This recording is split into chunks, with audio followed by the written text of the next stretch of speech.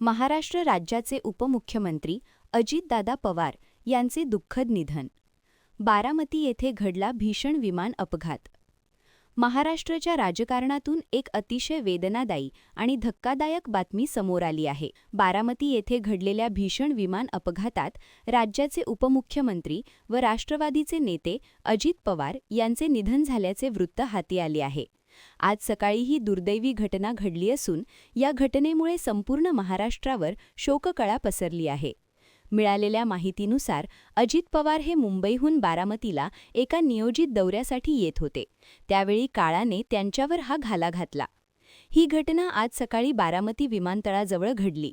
अजित पवार ज्या विमानाने प्रवास करत होते ते विमान लँडिंग करण्याच्या प्रयत्नात असतानाच हा अपघात झाला.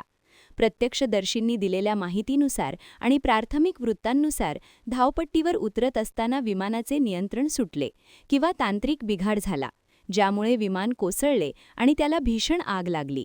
हा अपघात इतका भयानक होता की विमानाचा चक्का चूर झाला आहे. या दुर्घटनेत अजित पवार यांच्यासह विमानात असलेले वैमानिक आणि सुरक्षारक्षक अशा एकूण 6 जणांचा जागीच मृत्यू झाल्याचे सांगितले जात आहे. DGCAनेही या वृत्ताला दुजोरा दिल्याचे समजते. अजित पवार आज जिल्हा परिषद निवडणुकांच्या पार्श्वभूमीवर बारामतीमध्ये आयोजित करण्यात आलेल्या विविध प्रचार सभा आणि कार्यक्रमांना उपस्थित राहणार होते.